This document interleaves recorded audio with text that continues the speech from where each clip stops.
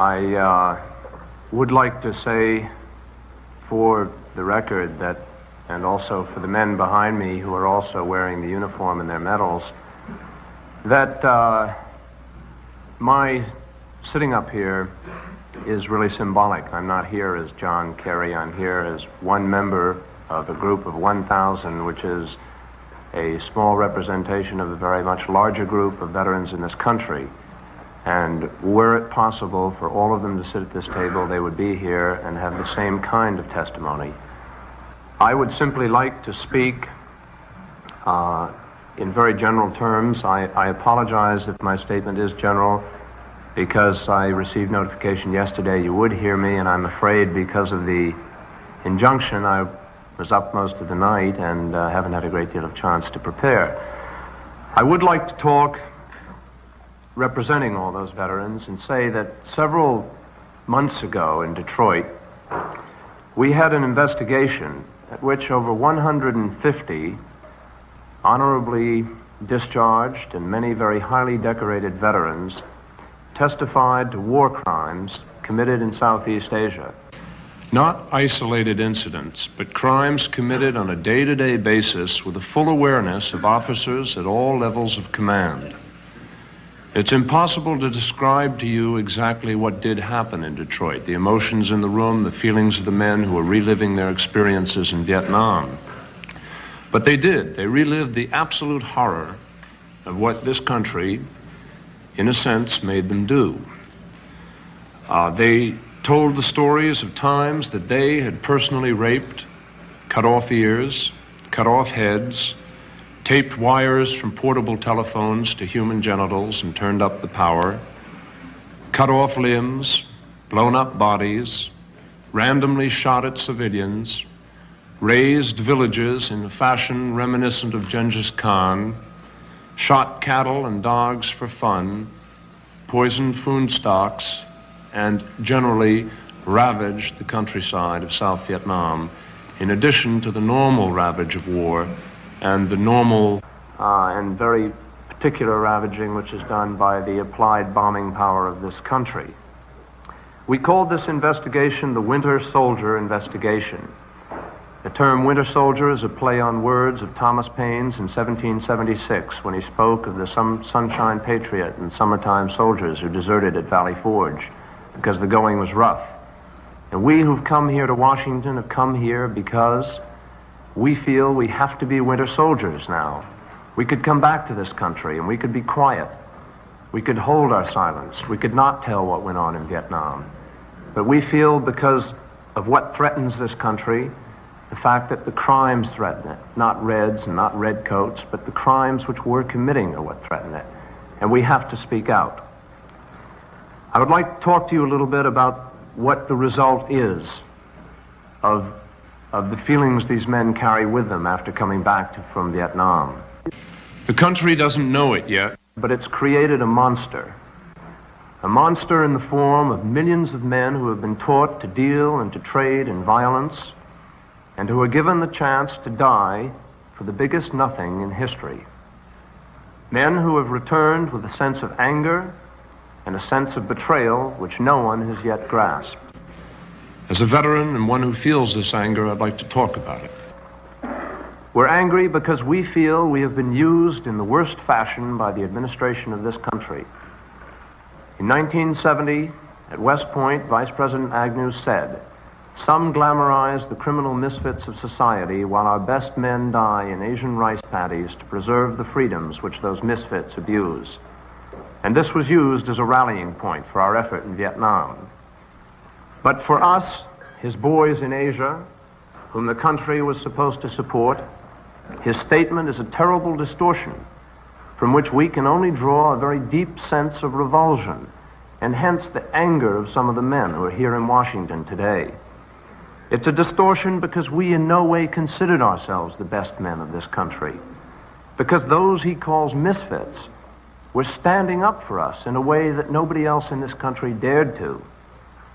Because so many who have died would have returned to this country to join the misfits in their efforts to ask for an immediate withdrawal from South Vietnam. because so many of those best men have returned as quadriplegics and amputees, and they lie forgotten in Veterans Administration's hospitals in this country, which fly the flag which so many have chosen as their own personal symbol.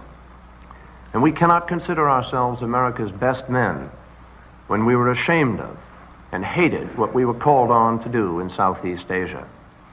In our opinion, and from our experience, there is nothing in South Vietnam, nothing which could happen that realistically threatens the United States of America. And to attempt to justify the loss of one American life in Vietnam, Cambodia, or Laos by linking such loss to the preservation of freedom, which those misfits supposedly abuse, is to us the height of criminal hypocrisy. And it's that kind of hypocrisy which we feel has torn this country apart. We are probably much more angry than that, and I don't want to go into the foreign policy aspects because I'm outclassed here. I know that all of you have talked about every possible alternative to getting out of Vietnam. We understand that. We know that you've considered the seriousness of the aspects to the utmost level, and I'm not going to try and deal on that. But I want to relate to you the feeling which many of the men who've returned to this country express. Because we are probably angriest about all that we were told about Vietnam and about the mystical war against communism. We found that not only was it a civil war, an effort by a people who had for years been seeking their liberation from any colonial influence whatsoever, but also we found that the Vietnamese, whom we had enthusiastically molded after our own image, were hard put to take up the fight against the threat we were supposedly saving them from. We found that most people didn't even know the difference between communism and democracy. They only wanted to work in rice paddies, without helicopters strafing them, and bombs with napalm burning their villages and tearing their country apart. They wanted everything to do with the war, particularly with this foreign presence of the United States of America, to leave them alone in peace. And they practiced the art of survival by siding with whichever military force was present at a particular time, be it Viet Cong, North Vietnamese, or American. We found also that all too often American men were dying in those rice paddies for want of support from their allies. We saw firsthand how monies from American taxes was used for a corrupt dictatorial regime. We saw that many people in this country had a one-sided idea of who was kept free by our flag, as blacks provided the highest percentage of casualties. We saw Vietnam ravaged equally by American bombs, as well as by search and destroy missions, as well as by Viet Cong terrorism. And yet we listened while this country tried to blame all of the havoc on the Viet Cong. We rationalized destroying villages in order to save them. We saw America lose her sense of morality as she accepted very coolly a My Lai and refused to give up the image of American soldiers that hand out chocolate bars and chewing gum. We learned the meaning of free fire zones, shoot anything that moves, and we watched while America placed a cheapness on the lives of Orientals. We watched the United States' falsification of body counts. In fact, the glorification of body counts. We listened while month after month we were told the back of the enemy was about to break. We fought using weapons against Oriental human beings with quotation marks around that. We fought using weapons against those people which I do not believe this country would dream of using were we fighting in a European theater, or let us say a non-third world people theater. And so we watched while men charged up hills because a general said that hill has to be taken. And after losing one platoon or two platoons, they marched away to leave the hill for the reoccupation of the North Vietnamese. Because we watched pride allow the most unimportant of battles to be blown into extravaganzas. Because we couldn't lose, and we couldn't retreat. And because it didn't matter how many American bodies were lost to prove that point. And so there were Hamburger Hills and caissons and Hill 881s and Firebase 6s and so many others. And now we're told that the men who fought there must watch quietly while American lives are lost so that we can exercise the incredible arrogance of Vietnamizing the Vietnamese. Each day,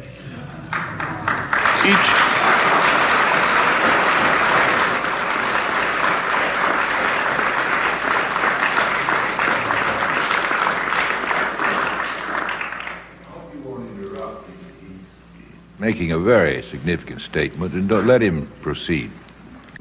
Each day, to facilitate the process by which the United States washes her hands of Vietnam, someone has to give up his life, so that the United States doesn't have to admit something that the entire world already knows, so that we can't say that we've made a mistake. Someone has to die so that President Nixon won't be, and these are his words, the first president to lose a war. And we are asking Americans to think about that. Because how do you ask a man to be the last man to die in Vietnam? How do you ask a man to be the last man to die for a mistake?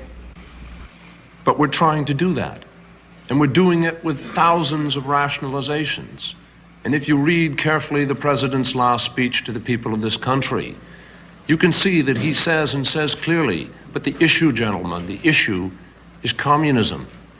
And the question is whether or not we will leave that country to the communists or whether or not we will try to give it a hope to be a free people. But the point is they're not a free people now. Under us, they're not a free people. And we cannot fight communism all over the world, and I think we should have learned that lesson by now. But the problem of veterans goes beyond this personal problem. Because you think about a poster in this country with a picture of Uncle Sam, and the picture says, "I want you." And a young man comes out of high school and says, "That's fine, I'm going to serve my country." And he goes to Vietnam, and he shoots, and he kills, and he does his job. Or maybe he doesn't kill, maybe he just goes, and he comes back. And when he gets back to this country, he finds that he isn't really wanted. Because the largest unemployment figure in the country, it varies depending on who you get it from, the Veterans Administration, 15%, various other sources, 22%, but the largest figure of unemployed in this country are veterans of this war. And of those veterans, 33% of the unemployed are black. That means 1 out of every 10 of the nation's unemployed is a veteran of Vietnam. The hospitals across the country won't or can't meet their demands. It's not a question of not trying, they haven't got the appropriations. A man recently died after he had a tracheotomy in California.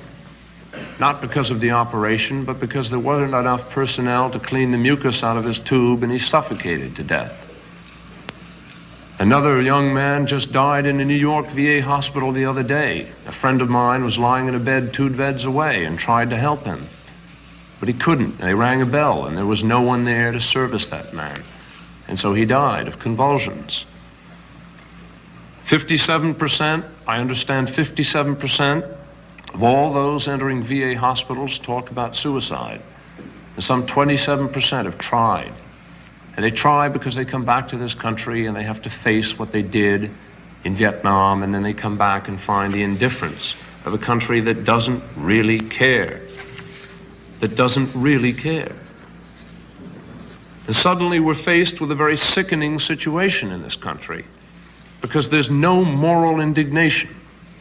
And if there is, it comes from people who are almost exhausted by their past indignancies, and I know that many of them are sitting in front of me.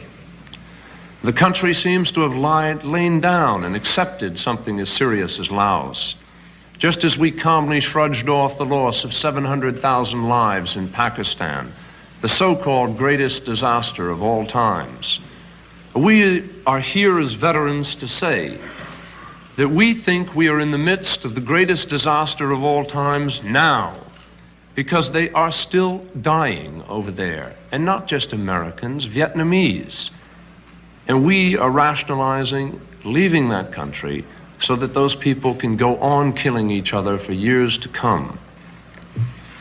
Americans seem to have accepted the idea that the war is winding down, at least for Americans. And they have also allowed the bodies which were once used by a president for statistics to prove that we were winning this war to be used as evidence against a man who followed orders and who interpreted those orders no differently than hundreds of other men in South Vietnam. We veterans can only look with amazement on the fact that this country has not been able to see that there's absolutely no difference between a ground troop and a helicopter crew. And yet people have accepted a differentiation fed them by the administration.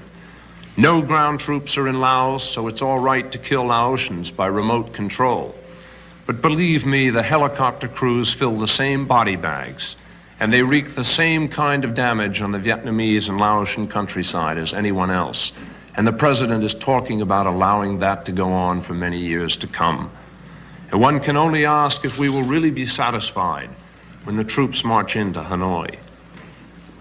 We are asking here in Washington for some action. Action from the Congress of the United States of America, which has the power to raise and maintain armies, and which by the Constitution also has the power to declare war. We've come here not to the president, because we believe that this body can be responsive to the will of the people, and we believe that the will of the people says that we should be out of Vietnam now. We're here in Washington also to say that the problem of this war is not just a question of war and diplomacy. It's part and parcel of everything that we are trying as human beings to communicate to people in this country. The question of racism, which is rampant in the military, and so many other questions also. The use of weapons, the hypocrisy in our taking umbrage in the Geneva Conventions and using that as justification for a continuation of this war, when we are more guilty than any other body of violations of those Geneva Conventions, in the use of free fire zones, harassment, interdiction fire, search and destroy missions, the bombings, the torture of prisoners, the killing of prisoners, accepted policy by many units in South Vietnam. That's what we're trying to say. It's part and parcel of everything. An American Indian friend of mine who lives on the Indian nation of Alcatraz put it to me very succinctly. He told me how as a boy on an Indian reservation he had watched television, and he used to cheer the cowboys when they came in and shot the Indians. And then suddenly one day he stopped in Vietnam, and he said, "My God, I'm doing to these people the very same thing that was done to my people." And he stopped. And that's what we're trying to say, that we think this thing has to end. We're also here to ask, we are here to ask, and we're here to ask vehemently, where are the leaders of our country? Where is the leadership? We're here to ask, where are McNamara, Barstow, Bundy, Gilpatrick, and so many others? Where are they now that we, the men whom they sent off to war, have returned? These are commanders who have deserted their troops, and there is no more serious crime in the law of war. The Army says they never leave their wounded. The Marines say they never leave even their dead. These men have left all the casualties and retreated behind a pious shield of public rectitude. They've left the real stuff of their reputations bleaching behind them in the sun in this country. And finally, this administration has done us the ultimate dishonor. They have attempted to disown us and the sacrifices we made for this country. In their blindness and fear, they have tried to deny that we are veterans or that we served in Nam. We do not need their testimony. Our own scars and stumps of limbs are witness enough for others, and for ourselves, we wish that a merciful God could wipe away our own memories of that service, as easily as this administration has wiped their memories of us. But all that they have done, and all that they can do by this denial, is to make more clear than ever our own determination to undertake one last mission, to search out and destroy the last vestige of this barbaric war, to pacify our own hearts, to conquer the hate and fear that have driven this country these last 10 years and more. And more, And so when 30 years from now our brothers go down the street without a leg, without an arm or a face, and small boys ask why, we will be able to say Vietnam, and not mean a desert, not a filthy, obscene memory, but mean instead the place where America finally turned and where soldiers like us helped it in the turning. Thank you.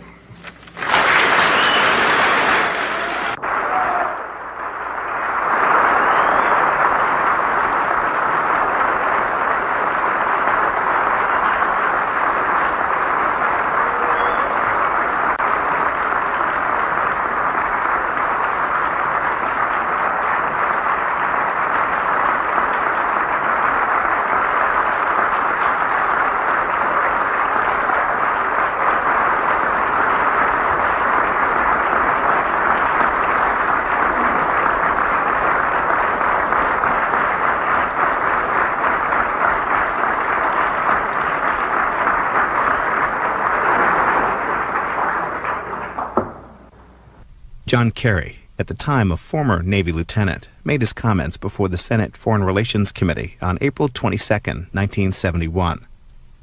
Following his opening remarks, members of the committee questioned Mr. Kerry. Here are some of those exchanges. Mr. Kerry, it's quite evident from that demonstration that you're speaking not only for yourself, but for all your associates, I would say, as you properly said in the beginning. You said that you wish to communicate. I can't imagine anyone communicating more eloquently than you did. And I think it's extremely helpful and beneficial to the committee and to the country to have you make such a statement. You said you'd been awake all night. I can see that you spent that time very well indeed. Perhaps that was the better part of it. It's better that you be awake than otherwise. You have said that, as you know, the question before this committee and the Congress is really how to end the war. The resolutions which we've been hearing testimony about during the past several days, the sponsors of which are some members of this committee, are seeking the most practical way that we can find, and I believe then to do it at the earliest opportunity we can. That's the purpose of these hearings, and that's why you were brought here. You've been very eloquent about the reasons as to why we should proceed as quickly as possible. Are you familiar with some of the proposals that are before the committee? And yes, I am, Senator. You are familiar with them. I would, well, you say for yourself, you do support, or do you have any particular views about any one of them you wish to give to the committee? My feeling, Senator, is undoubtedly this Congress, and I don't mean to sound pessimistic, but I do not believe that this Congress will, in fact, end the war as we would like to, which is immediately and unilaterally. Therefore, if I were to speak to any, I would obviously say that we must set a date, and the date must be the earliest possible date. But I would like to say in answering that I do not believe it is necessary to stall any longer. I've been to Paris. I've talked with both delegations to the peace talks, that is to say the Democratic Republic of Vietnam and the Provisional Revolutionary Government. And of all 8 of Madam Bin's points, it has been stated time and time again, and was stated by Senator Vance Hartke when he returned from Paris, and has been stated by many other officials of this government, that if the United States were to set a date for withdrawal, the prisoners of war will be returned. I think this negates very clearly the argument of the president that we have to maintain a presence in Vietnam to use as a negotiating block for the return of those prisoners. The setting of the date will accomplish that. As to the argument concerning the danger to our troops were we to withdraw or state that we would, they have also said many times in conjunction with that statement that all of our troops, the moment we set a date, will be given safe conduct out of South Vietnam. The only other important point is that we allow the South Vietnamese people to determine their own future, and that ostensibly is what we've been fighting for anyway. I would therefore submit that the most expedient means of getting out of South Vietnam would be for the President of the United States to declare a ceasefire, to stop this blind commitment to a dictatorial regime, the Tu Qui Kiem regime, accept a coalition regime, which would represent all the political forces of the country, which is in fact what a representative government is supposed to do, and which is in fact what this government here in this country purports to do, and pull the troops out without losing one more American, and still further without losing the South Vietnamese. Senator Symington. Thank you, Mr. Chairman. Mr. Kerry, move your microphone a little bit, will you? Which way, sir? That way. You have a Silver Star, have you not? Yes, I do. And you have a Purple Heart? Yes, I do. How many clusters on it? 2 clusters. You've been wounded 3 times? Yes, sir. I have no further questions, Mr. Chairman. Senator Aiken.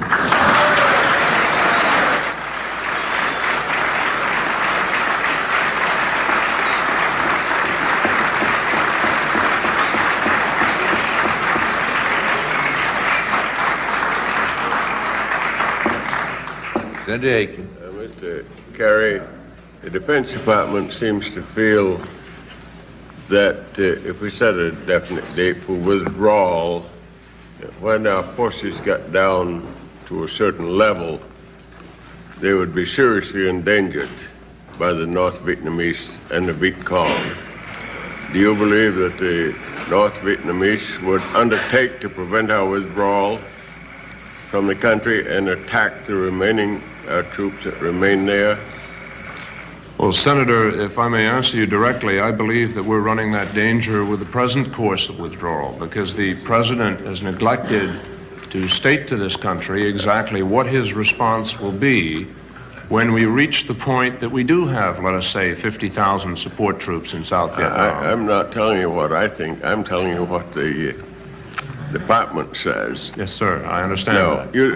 Do you think that the North Vietnamese would seriously undertake to impede our complete withdrawal? No, I do not believe that the North Vietnamese would, and that's been clearly indicated at the Paris peace talks that they would not. You think they might help carry the bags for us? I would say that they would be more prone to do that than the army of the South Vietnamese. Now,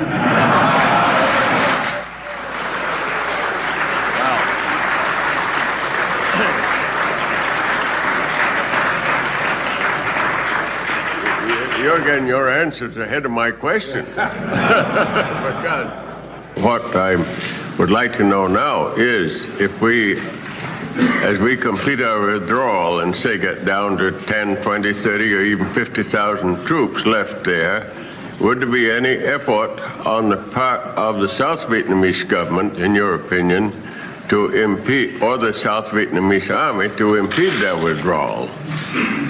I don't think so, Senator. I don't see why North Vietnam. I don't think so for the simple reason. Object. But. No, I used to talk with officers there about this. We asked them, and one officer took great pleasure in playing with me in the sense that he'd say, "Well, you know, you Americans, you come over here for 1 year." And you can afford, you know, you go to Hong Kong for R&R, and if you're a good boy, you get another R&R or something. But you know, you can afford to charge bunkers. But I have to try and be here for 30 years and stay alive.